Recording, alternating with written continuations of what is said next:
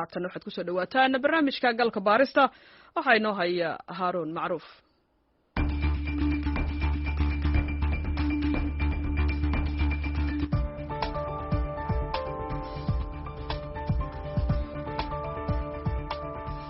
tobankii bishan waxaa laga xusay caalamka maalinta hibeynta xubin ka mida jidhka oo loogu deeqo qof kale. cudurrada ku dhaca beerka ee ka dhasha caabuqa cagaarshowga waxaa dadka qaba adduunka lagu qiyaasaa ilaa 255 milyan, kuwaasi oo 60 ilaa 100 milyan oo ka mid ah ay ku nool yihiin qaaradda Afrika, sida lagu sheegay daraasad lagu daabacay ResearchGate oo ah shabakad xiriirisa saynis yahanada iyo dhakhaatiirta caafimaadka.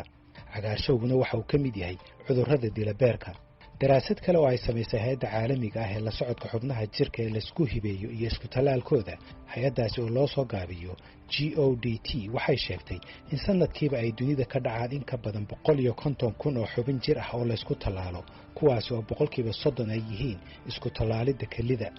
qaaradda Afrika waxay halka ugu hooseysa kaga jirtaa meelaha xubnaha jirka ee la isku bixiyo ay ku badan yihiin. Soomaaliyana waxay ku sii jirtaa wadamada uu ku yar yahay wacyiga ah in xubin jireed loo bixiyo qof kale si loogu badbaadiyo naftiisa. Dr. Cabdirasaaq Yuusuf Axmed Jalaaludiin waa agaasimaha cisbitaalka Martini. waxa uu ku sugan yahay magaalada Ankara ee dalka Turkiga, halkaas oo uu ku sugayo qalliin looga bixinayo kalidiisa oo caafimaad qabto oo lagu talaali doono walaalkiis oo kalidaas u baahan. halkan waxa ay mid aakhirkii bishii May dabayaaqadeedii waxaan bilaabay baaritaanada aan badankood wadanka laga helin. wadanka markaan joogay kaliya wuxuu isbitaalkiisa weydiiyey baaritaan iska bidaa'i ah sida inay protein kaliya leeyihiin iyo wax noocaas. marka baaritaanadii aan bilaabay waxaan noqday alxamdulillah waa isqaadanay dad fit ah oo kali isinkayga iyo walaalkay. isbitaalka ayaa nala jiifiyey maalinkii ballantu ay ahayd inaan qalliinka galno. waxa ay u dhacay qadar ilaahay oo ayna covidkii ayaa laga helay anigu waxba calaamad aan lahayn. 3 isbuuc ayuu marka qalliinka dib u sii dhacay. haddana mar kale waan geli doonaa haddii ilaahay yiraahdo. bishaan hadda aan ku jirno dhamaadkeeda ayaan qalliinka geli doonaa insha Allah. Ismaaciil Cali Siyaad waa gudoomiyaha jaamacadda Soomaaliya ee ku taala magaalada Muqdisho. waxaa sanadkii 2018 loo geliyey kali ay ugu deeqday gabadhiisa kadib markii ay kaliyihiisu shaqayn waayeen. ilaa haatanna isaga iyo gabadhiisuba waxay ku nool yihiin nolol caafimaad leh. anigu waxaan ka shaqayn jiray dibadda,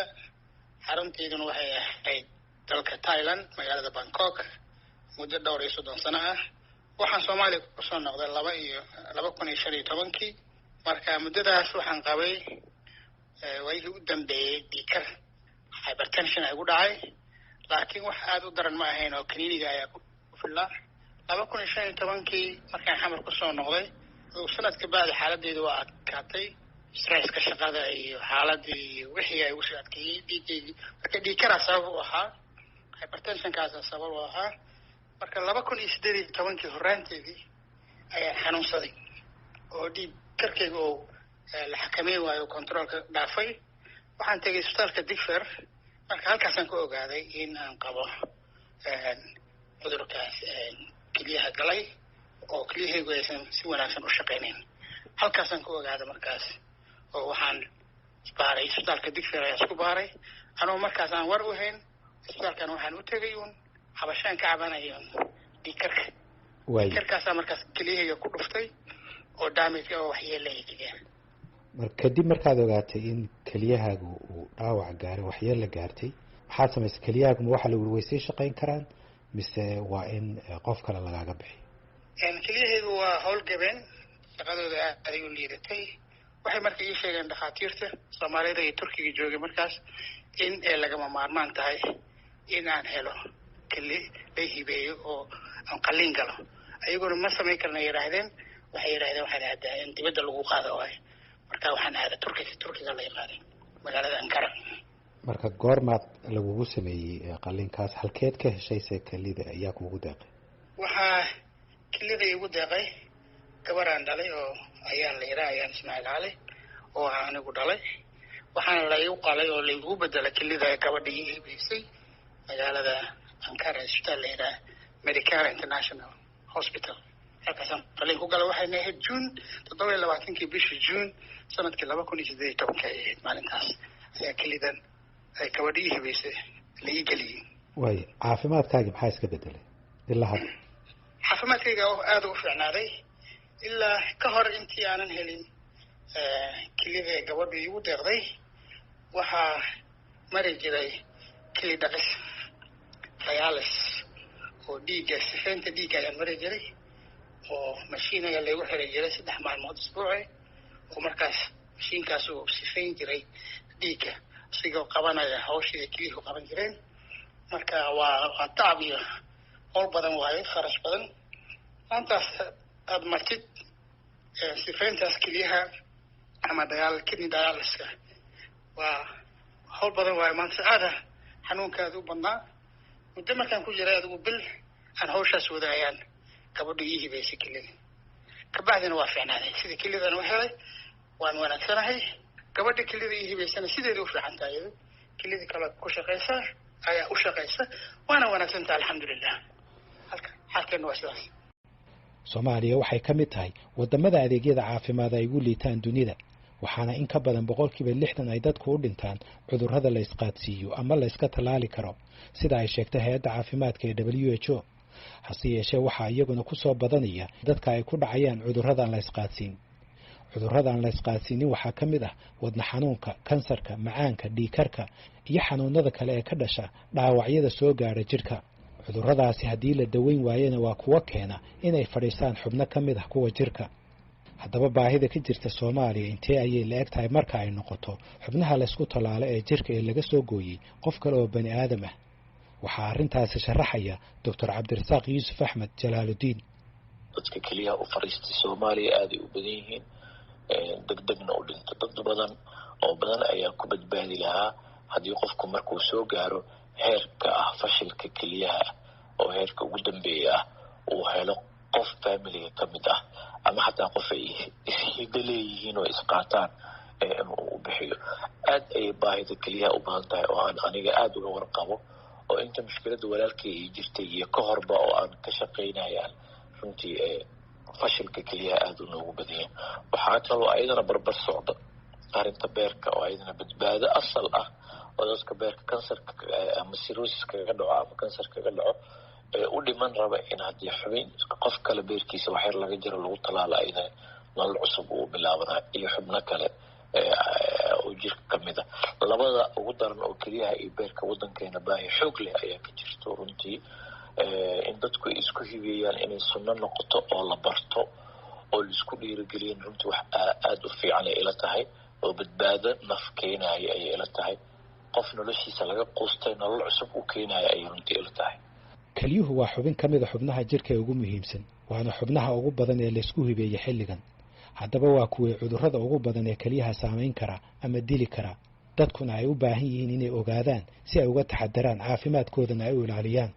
Dr. Maxamed Maxamuud Fuje waa dhakhtar cudurrada guud ah oo ku sugan magaalada Muqdisho keliyaha cudurro badana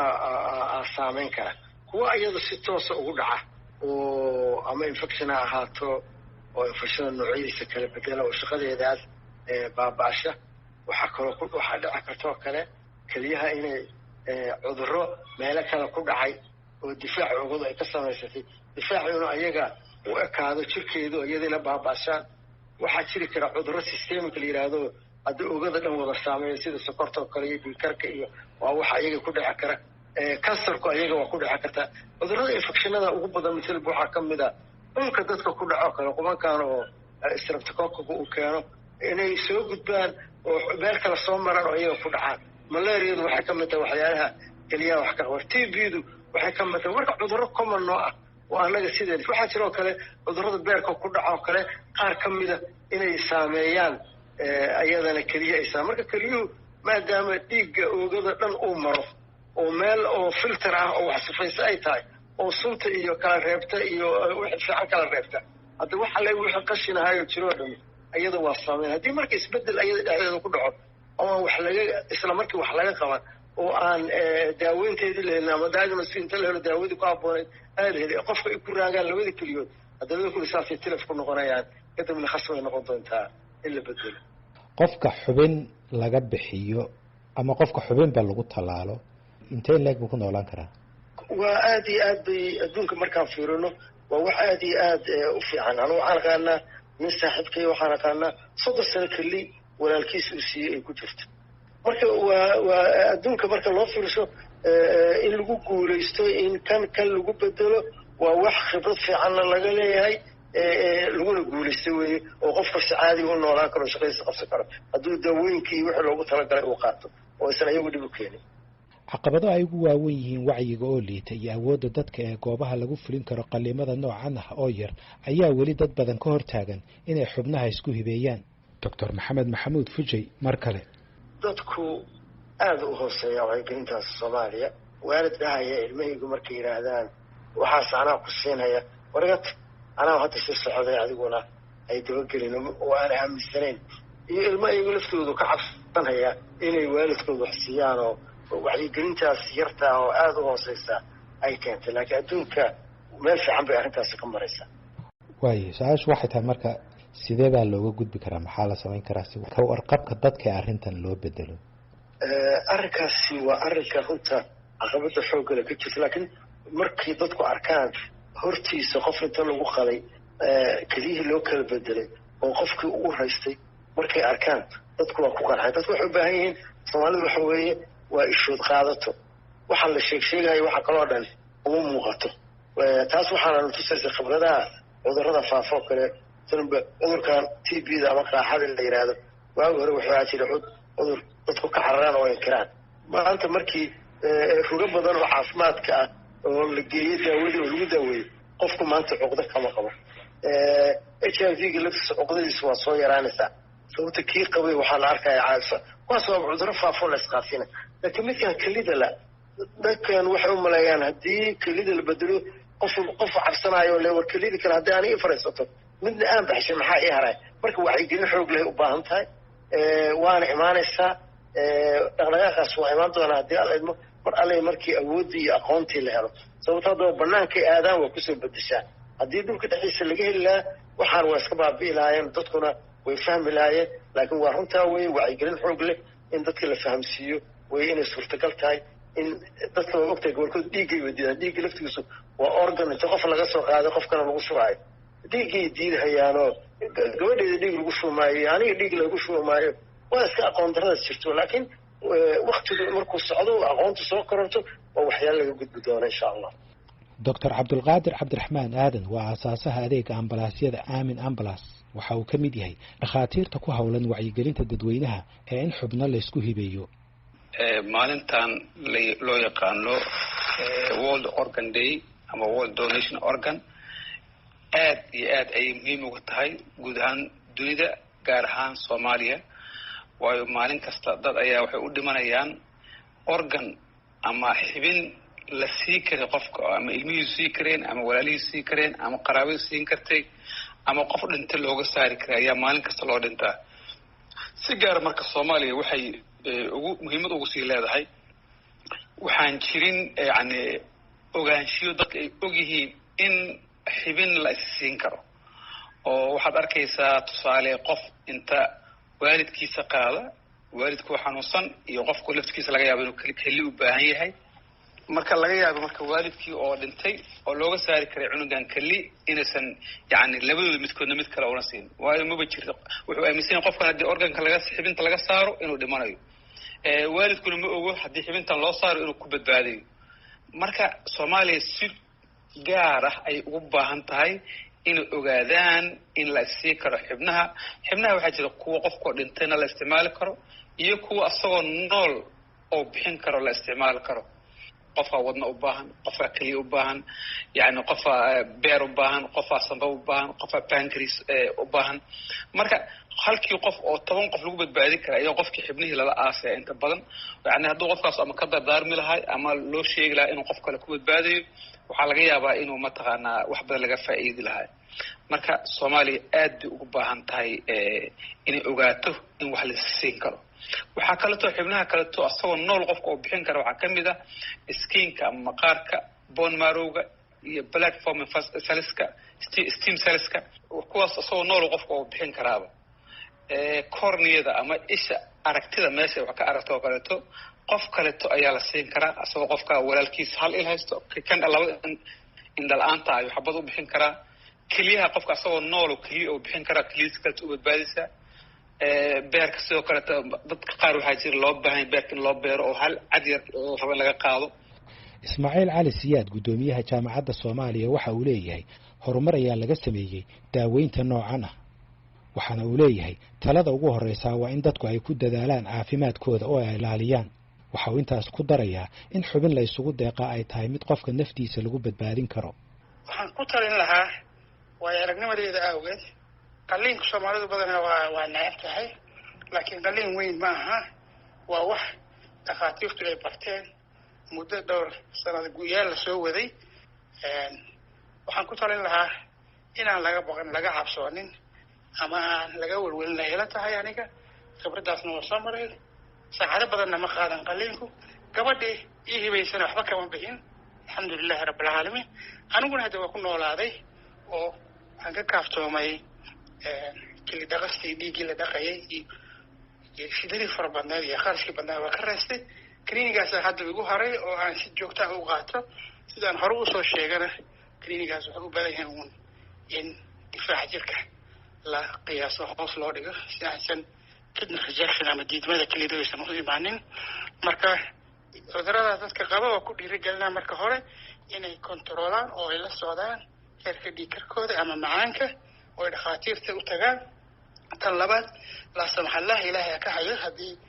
ku dhacdo ama ay noqoto in keliyaha uu ka saameeyo waxaan ku talin lahaa in si degdeg ah ay dhakhtarka u tagaan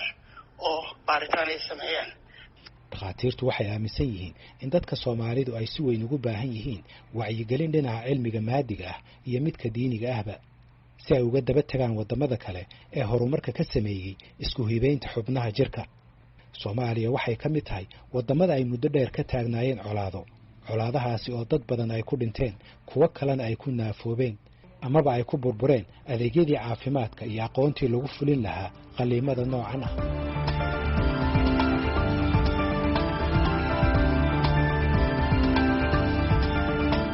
barnaamijkii galka baaristuna waa naga intaas. inta aynu mar kale ku kulmi doono waa Haaruun Macruuf oo idin leh nabadgelyo.